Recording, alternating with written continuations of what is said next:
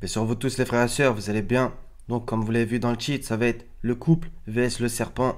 Donc, ça va être une vidéo pas facile à faire, que le Seigneur y m'aide. Et je suis super honoré de vous présenter tout ça. Donc, on va se faire une petite étude concernant le chapitre 3 de la Genèse. Particulièrement, même si on va un petit peu aller dans le 2, etc., etc. Donc, je vous ai fait un petit PDF que je vais vous mettre en lien, par la grâce du Seigneur. Donc on va commencer par pas mal de choses. Donc bien entendu c'est par rapport au couple et le serpent qui est symbolisé, c'est une image du diable qu'on va apparaître au chapitre 3. Donc déjà petite chose intéressante, c'est que c'est dans le chapitre 3, et on va voir que dans ce chapitre 3, les trois créatures qu'il y a, c'est le serpent, la femme et l'homme. Donc il y a trois créatures dans le chapitre 3. Ça commence déjà comme ça. Donc on va commencer déjà par le rôle, etc. Du couple, de l'homme et de la femme, et cette complémentarité qu'il y a. Et justement, tout ce qui se passe en ce moment, c'est-à-dire la destruction de la famille par le nouvel ordre mondial, etc.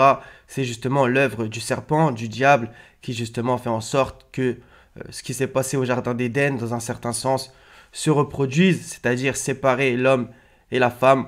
On va voir pourquoi, car si l'homme et la femme sont désunis, le monde est dans le chaos. Justement, c'est ce qui s'est passé et le pourquoi de la chute et ce qu'on appelle le péché originel. Genèse chapitre 2, verset 18, l'Éternel Dieu dit, il n'est pas bon que l'homme soit seul, je lui ferai une aide semblable à lui. Donc des fois, il y a plusieurs traductions. Donc du coup, l'Éternel Dieu dit, il n'est pas bon que l'homme soit seul, je lui ferai une aide semblable à lui. Donc déjà, ça parle beaucoup. Il n'est pas bon que l'homme soit seul. Donc il n'y a même pas à discuter en vérité. Au verset 22, l'Éternel Dieu forma une femme de la côte qu'il avait prise de l'homme, et il l'amena vers l'homme. Et l'homme dit, voici, cette fois, celle qui est os de mes os et chair de ma chair. On l'appellera femme parce qu'elle a été prise de l'homme. C'est pourquoi l'homme quittera son père et sa mère et s'attachera à sa femme et ils deviendront une seule chair. Donc là aussi, c'est vraiment splendide. Donc on a la création, la formation, etc. Et c'est pourquoi l'homme quittera son père et sa mère et s'attachera à sa femme et ils deviendront une seule chair. Là, on a vraiment le rôle de l'humanité, c'est-à-dire que voilà, tu as des parents, finalement tu les quittes, tu t'attaches à ta femme, tu fondes ta famille et ils deviendront une seule chair. Donc on n'est plus qu'un. C'est justement ce que le système ne veut pas, c'est-à-dire avec tous ces mouvements que vous connaissez, je vais essayer de parler un petit peu en code. Le mouvement féministe et le mouvement un petit peu de cracher sur la femme sans cesse. Donc je pense que bien entendu il y a un juste milieu et que chacun doit respecter l'autre, puisque justement c'est comme ça que l'humanité se poursuit, évolue dans le bon sens du terme, et que normalement cette unité fait en sorte que il se passe des choses bien, alors que cette désunion fait en sorte que ça soit le chaos sur la terre, comme je vous l'ai dit juste avant. Donc vous voyez maintenant le nombre de divorces, etc., etc. Ce n'est pas un jugement, que chacun ne le prenne pas personnellement, qu'on se comprenne, mais bien entendu que ça crée des énormes problèmes sur la terre. Au chapitre 3, on va passer tout de suite au chapitre 3. Donc, je vais vous montrer. Après, on va écouter les mots parce que c'est ultra important. Donc, dès le chapitre 3, on va voir que la première phrase, c'est le serpent était le plus rusé de tous les animaux des champs, etc. Donc, le premier, c'est le serpent qui apparaît. Qu'est-ce qu'il fait? Il parle à la femme. On va voir que justement, à propos du nom de la femme, c'est-à-dire Chava, donc Ève, etc., on va aussi. Il y a énormément de choses à dire. Donc, qu'est-ce qu'il dit le serpent à Ève? Dieu a-t-il réellement dit? Donc ça, on retrouve vraiment sa tactique de suggestion diabolique et justement de mettre le doute, comme il a fait sans cesse. Dieu a-t-il réellement dit? Vous voyez? Donc ce qui est intéressant aussi, c'est que il y a cette notion que Dieu dit. Et on va voir plein de trucs. Je ne pourrais pas réciter tout le texte, il faudrait que vous lisiez tout ce passage. La femme répondit au serpent. Et qu'est-ce qu'elle dit? Dieu a dit. Alors ça, c'est énorme. Donc déjà, elle dit Dieu a dit. Donc, ce qui est intéressant, c'est que dans la Bible et dans le Coran, bon, je me suis déjà exprimé concernant les prophètes et donc les prophétesses, n'en déplaise à certains. Oui, il y avait des prophétesses. Et donc, du coup, elle a dit Dieu a dit.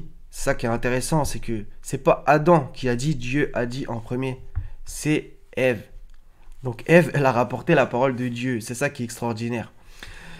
Ensuite, il y a écrit quoi? Donc, après que, avec le fruit, etc., elle en donna aussi à son mari qui était auprès d'elle et il en mangea. Donc là aussi, c'est intéressant. C'est que le serpent, il s'attaque à la femme et ensuite, elle en donne à son mari, donc à Adam, qui était auprès d'elle et il en mangea. Donc, comme je vous ai dit, ça va être un petit peu, je vais essayer d'être concis parce que de toute façon, je pourrais en parler des heures en vérité et j'ai pas l'impression de tout comprendre et de tout connaître, qu'on se comprenne. Donc, ce qui va être intéressant, c'est ordre des créatures jusqu'au verset 8 inclus dans le chapitre 3. Donc, c'est le serpent qui déboule en premier, qui va voir la femme et la femme qui va voir l'homme, donc le mari, donc Adam. Donc, on a tout cet ordre, serpent, femme, homme. Vous allez voir que l'ordre, il est hyper intéressant et important surtout. Donc ça va être comme ça. Donc maintenant on va passer du verset 9 au verset 19. L'ordre des créatures du verset 9 au verset 19 inclus.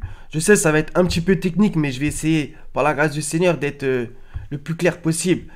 Donc au tout départ, ça c'est en fait quand le Seigneur il se met à leur parler, puisque justement etc. Mais l'Éternel Dieu appela l'homme et lui dit où es-tu? Donc ça aussi il y a énormément de façon de parler, hein. Faut pas prendre les textes littéralement dans la Torah. Hein. L'Éternel Dieu appela l'homme et lui dit où es-tu? Donc en vérité, qu'est-ce qui se passe? C'est que le Seigneur, il parle à l'homme en premier. D'accord? Ça c'est intéressant. Qui c'est qui était le dernier à être concerné? Comme on l'a vu, ça commence par serpent, femme, homme. Ok? Notez bien. Donc dans cet ordre. Donc là c'est l'homme. Et Dieu il parle à qui? À l'homme. Ok? On va continuer. Donc vous allez voir, l'ordre il est extraordinaire. Ensuite, qu'est-ce qui se passe? Il parle à la femme, le Seigneur. Et l'Éternel Dieu dit à la femme. Donc c'est homme, femme. Ensuite, il parle à qui le Seigneur? L'Éternel Dieu dit au serpent. Donc là, c'est le serpent. Ensuite, le dialogue continue. Il dit à la femme. Donc le Seigneur dit à la femme. Donc là, ça parle à la femme. Il dit à l'homme. Et voilà. Donc c'est l'homme. Donc qu'est-ce qu'on voit ici? On le voit clairement. C'est homme, femme, serpent, femme, homme. Ça, c'est l'ordre du dialogue que le Seigneur a. C'est comme ça. Donc, comme je l'avais vu, franchement, j'ai halluciné. L'ordre des dialogues forme un palindrome si les mots étaient mis côte à côte. Donc, j'ai pas vraiment le bon mot, peut-être. Mais donc, du coup, ça donne homme, femme, serpent, femme, homme. D'accord? Donc, c'est ça qui est ultra intéressant. C'est que, en fait, l'homme, il est au début et à la fin dans le dialogue. La femme, elle est en deuxième et en avant-dernier. Et le serpent, lui, il est au milieu. Qu'est-ce qu'on peut y comprendre là-dessus? Bon, j'ai noté pas mal de choses. Donc, le serpent s'est mis et se met entre le couple homme et femme en se mettant au milieu pour les séparer. Entre parenthèses, les faire chuter. Ce qui s'est passé au jardin d'Éden. Comme on le voit, l'homme, la femme. Donc l'homme, il est en premier parce qu'il a été créé en premier. La femme en second. Et le serpent, lui, il vient en plein milieu. Ensuite, il y a la femme et l'homme. Donc, on voit bien cet ordre, ce palindrome. Je ne sais pas trop comment m'expliquer, mais vous voyez. Donc le serpent, il se met entre le couple homme et femme pour essayer de les séparer. Il se met au milieu. Il arrive, bim. Dans ce palindrome, l'homme commence et ferme.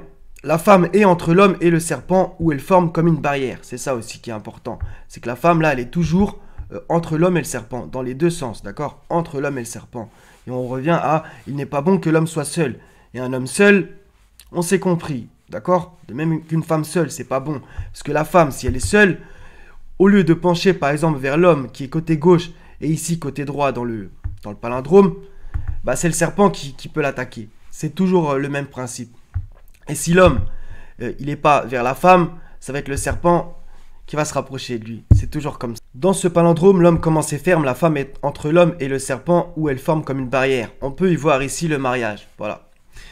Qui préserve l'homme et la femme.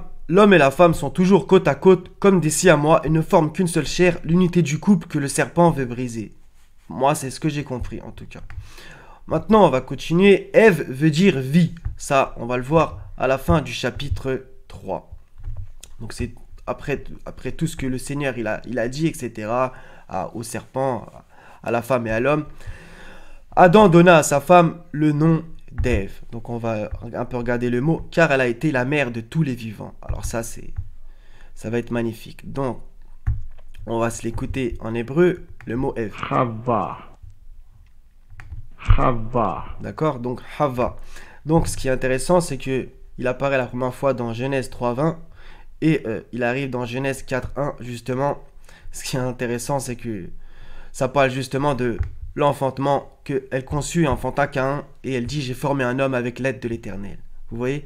Donc la femme, c'est par elle que l'humanité se construit, c'est elle qui est à la matrice, c'est elle qui est enceinte et qui fait en sorte que tous les hommes, on sort tous d'une femme.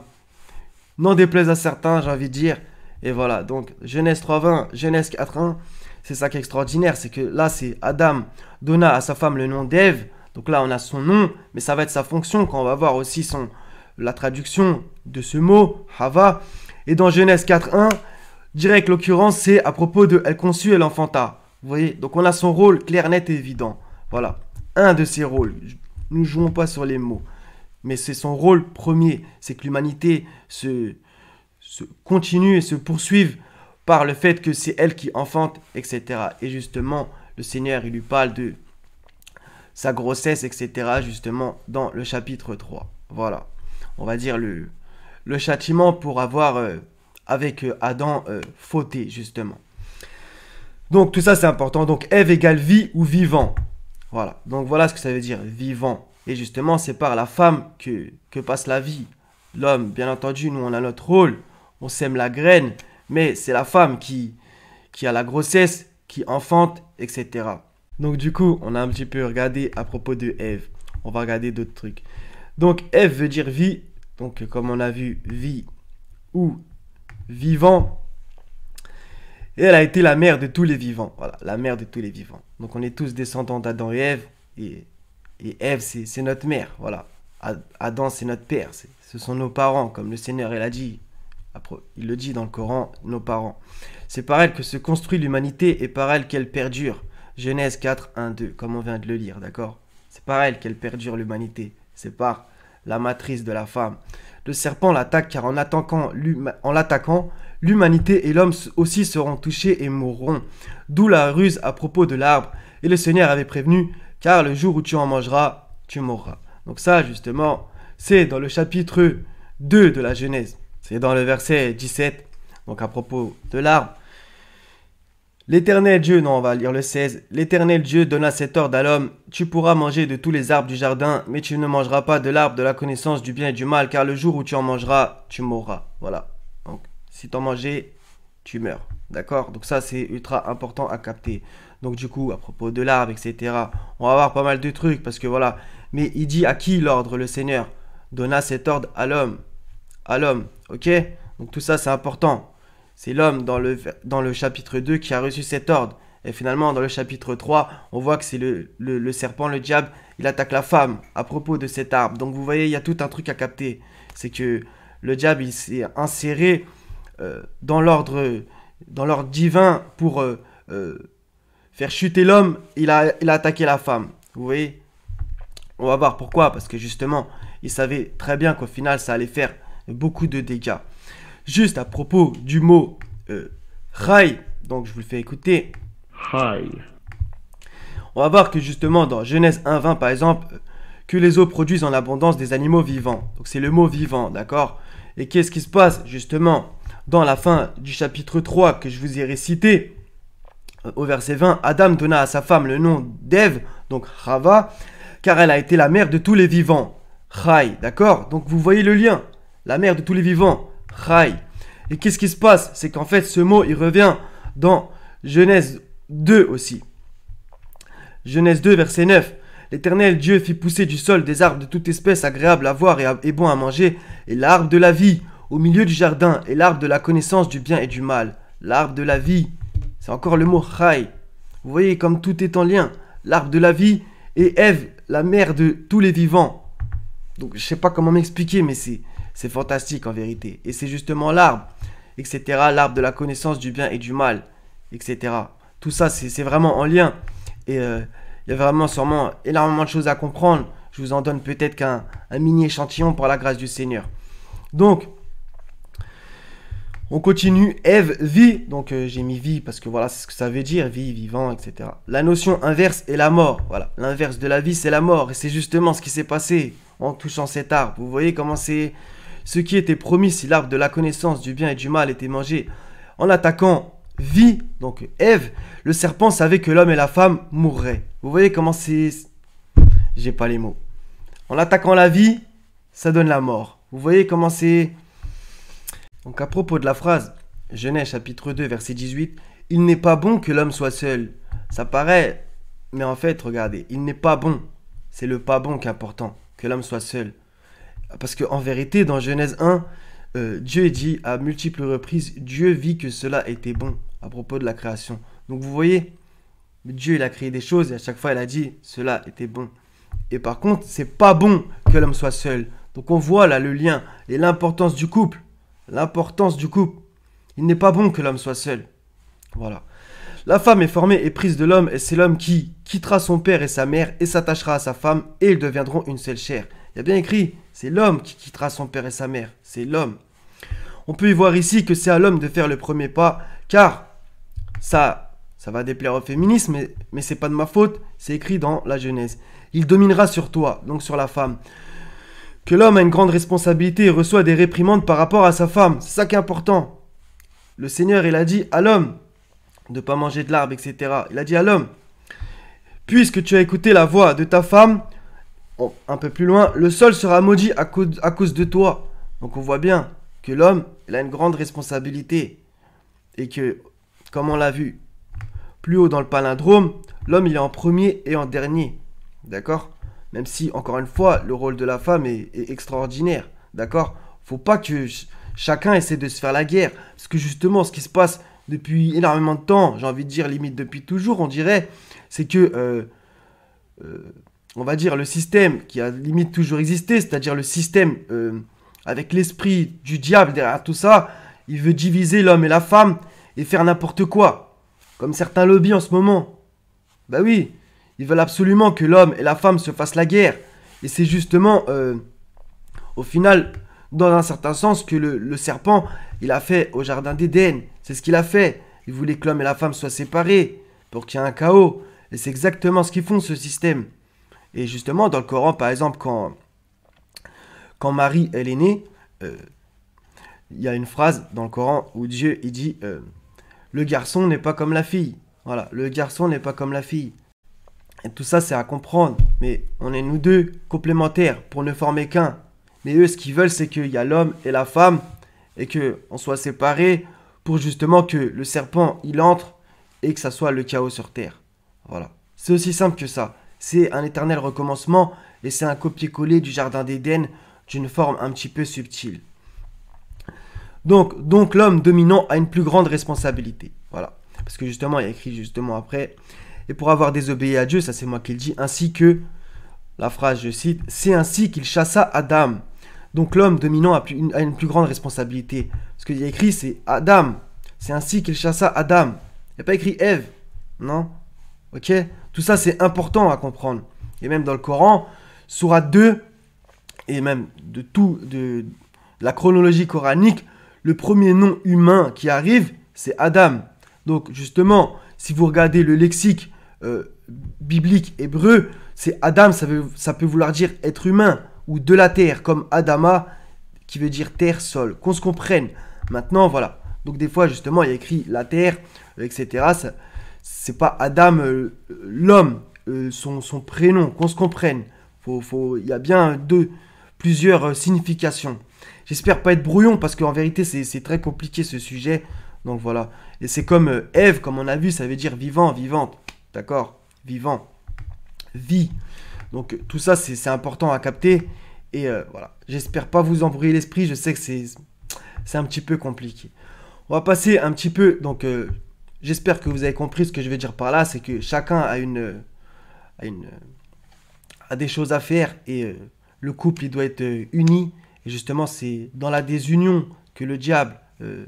va rentrer dans une espèce de faille, de brèche, et ce système fait exactement pareil. Alors qu'on l'a vu, c'est la femme qui a, comment ça s'appelle, elle a dans un certain sens la vie de l'humanité dans son ventre. Vous voyez, c'est par elle que ça se continue. Et l'homme, lui aussi, il a des grandes responsabilités. Tout ça, c'est important à comprendre. Et eux, ils veulent à chaque fois nous séparer, et que ça soit la guerre. Donc on passe à la petite phrase. Dieu a-t-il réellement dit cette suggestion diabolique? Elle est habituelle, semant le doute, la zizanie, la confusion sur la parole de Dieu. Le diable se servant même parfois des Écritures pour tenter de faire chuter l'homme. Jésus dans le désert, Matthieu chapitre 4. Voilà. Donc la tentation dans le désert. où il a utilisé des versets pour essayer de tenter Jésus. Donc on peut voir ici, comme d'habitude, ses suggestions et sa confusion, son was-was pour semer le doute.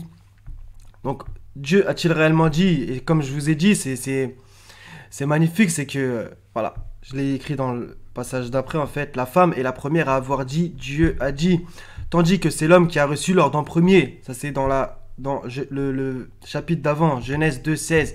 L'Éternel Dieu donna cet ordre à l'homme. Dieu a donné l'ordre à l'homme à propos de l'arbre, etc. Et finalement, donc l'homme, donc Adam, a reçu la parole, mais en vérité, c'est Ève qui a dit Dieu a dit. Tout ça, c'est vraiment, c'est extraordinaire. Alors que bibliquement et coraniquement, je dis bien la majorité des humains à être des envoyés, des messagers, etc., c'était des hommes. Je dis bien la majorité, parce que n'en déplace certains, il y a eu des prophétesses femmes. Par exemple, la sœur de Moïse, Myriam, etc., même dans le Nouveau Testament, Anne, etc., fille de Phanuel. Donc, il y a eu plein de femmes prophétesses. Faut pas non plus négliger ce fait. Et là, justement, c'est par... et je connais les versets, Sourate 21, verset 7, etc. J'ai fait une vidéo là-dessus, si ça vous intéresse.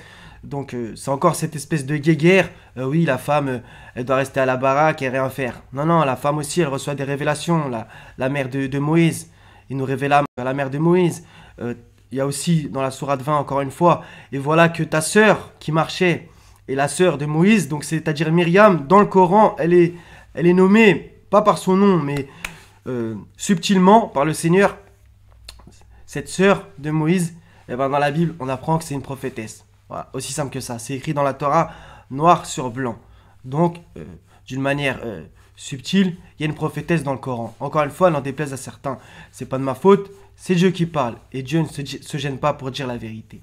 Donc, vous voyez, toute cette chose, c'est extraordinaire. Donc, c'est souvent les hommes qui ont été des messagers, mais finalement, la première créature à avoir dit Dieu a dit, eh ben, c'est une femme, c'est Ève. Donc on ne peut pas enlever ces choses-là. Voilà. Il faut absolument qu'on essaie d'être juste et pas enlever à la femme ce qui lui appartient, ni à l'homme, comme d'habitude. Et c'est justement ce que le système veut. C'est-à-dire que l'homme ne sache plus qui il est, voilà, qu'il soit coupé de son rôle originel, ainsi que la femme. C'est pour ça qu'on peut y voir féminisme, la prétendue libération de la femme, tout ce qui se passe.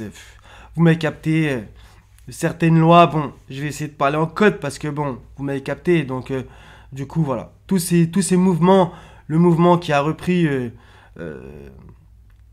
l'alliance que Dieu a fait avec Noé, des mêmes couleurs, si vous voyez ce que où je veux en venir, bah c'est pareil, eux aussi ils veulent couper tout ça, ils veulent couper ce que Dieu a uni, donc l'homme et la femme, donc on sait plus qui est l'homme, on sait plus qui est la femme, on sait plus qu'est-ce que c'est un couple, etc. Donc tout ça, c'est l'esprit du serpent. C'est tout ça son esprit. Il agit comme ça depuis le jardin d'Éden. Il faut bien que les gens comprennent. Et on ne doit pas se faire la guerre entre hommes et femmes. Voilà. On a chacun nos trucs, nos rôles, et on est complémentaires. C'est évident. C'est comme dans une équipe de foot, il y a un gardien, un buteur. Le buteur, il va pas se mettre au goal, et l'inverse. Sinon, ça part en vrille. Voilà. Mais par contre, ça forme une équipe. Donc un bloc soudé. Voilà, c'est aussi simple que ça. Donc voilà, donc un dernier petit truc, j'ai écrit théorie. Donc la première occurrence où Dieu s'adresse au serpent est Genèse chapitre 3 verset 14. Donc ça c'est une théorie mais je trouve ça intéressant. On peut peut-être ici y voir pi. Donc voilà, même si le chiffre n'est pas 314 pile. C'est pour ça que je me dis bon, mais ça c'est quand même énorme. La première fois où Dieu s'adresse au serpent dans ce passage, qu'on se comprenne, c'est le 3,14. Donc je pense qu'il y a quand même quelque chose d'intéressant là-dedans. Donc après, je vous ai mis lexique, etc. Je pense que c'est intéressant. On va juste s'arrêter sur Isha. Donc je vais vous le faire écouter. Isha. D'accord. Donc je pense que ça parle pour ceux qui sont arabophones, carrément, c'est évident. Donc Isha en hébreu et Aïcha, donc de la tradition sunnite des hadiths de Bukhari, de Muslim, etc. Donc, Aïcha, qui soi-disant était la femme de Mohammed. Donc là aussi, il y a quand même un truc à capter, c'est évident. C'est que j'ai comme l'impression, c'est encore une fois, c'est une théorie, c'est que, selon eux, bah voilà, il y a eu Khadija, etc. Bref, j'ai pas trop envie de partir là-dedans, mais bon. Et finalement, c'est soi-disant Aïcha que il aimait le plus, ses plats, etc. Bref, vous connaissez la chanson. Donc j'ai comme le sentiment que ce nom de Aïcha qu'ils lui ont donné, pour moi c'est des personnages fictifs, j'ai rien contre eux, c'est juste que j'y crois pas. Et ben en fait c'est comme si subliminalement ils vous disent Aïcha c'est la nouvelle Ève. D'accord? C'est comme ça que je l'entends en fait. Voilà. Donc chacun pense ce qu'il veut après. Donc il y aura plein de choses à dire dans le Coran par exemple. euh, Elles sont un vêtement pour vous, vous êtes un vêtement pour elles. Il a mis de la bonté et de la tranquillité entre nous, etc. etc. D'accord? Tout ça, c'est important. Donc ça, c'est à propos du couple, comme d'habitude. Et voilà, et le Seigneur, il fait pas de favoritisme. Hein. Il dit à maintes reprises, quiconque mâle et femelle croit et fait une bonne œuvre, etc. Tu peux gagner ta place, peu importe que tu sois homme ou femme, hein, qu'on se comprenne. Donc il va falloir arrêter un petit peu ces conneries de oui, nous les femmes, on est les meilleurs, ou oui, nous les hommes, on est les meilleurs. Il va falloir un petit peu arrêter ces conneries de chacun, il se prend pour meilleur que l'autre, d'accord? C'est évident. Bien sûr, il y a plein de versets dans le Coran, Sourate 4, verset 34, etc., etc., d'accord? Mais c'est évident que l'homme et la femme, s'ils sont bons, ils ont leur ticket. S'ils sont pas bons, c'est évident. Il n'y a pas de bizarrerie. Le Seigneur, il fait pas de favoritisme bizarre. Voilà. Tout le monde est sur le même pied d'égalité. Et comme je vous ai dit, on est complémentaires. Le gardien de but, il va pas en attaque. Et l'attaquant, il va pas au goal. Ou si ça se passe, en général, c'est pas bon signe. Donc voilà, donc chacun a sa place. Et on doit former une équipe soudée. Un peu comme le 61-4. Voilà. Pareil, un édifice renforcé. On doit construire notre maison sur de la pierre et pas sur du sable. De même que notre couple. Et voilà, comme le diable a fait, il veut faire la désunion entre l'homme et la femme. Il y a un élément intéressant, c'est la sourate 2, verset 102. Pour ceux qui ne savent pas c'est quoi la référence, allez le lire et vous aurez cette chose de la désunion entre le couple. Voilà. Qui là aussi est faite. Donc voilà les frères et sœurs, j'espère que ça vous aura intéressé, que vous téléchargerez le PDF. Et j'espère par la grâce du Seigneur pas avoir dit de bêtises. En vérité, c'est un sujet qui n'était pas facile à parler. Bon, je ne vais pas parler pendant 20 ans et en tout cas, je suis super heureux de vous le présenter. Donc voilà, les frères et sœurs, soyez bénis. Wassalamun ala al-mursalin walhamdulillahi rabbil alamin. La ilaha illa hu al-azizul hakim. Paix sur vous tous. À la prochaine, Inch'Allah. Soyez bénis. Prenez soin de vous et de votre famille. Salam.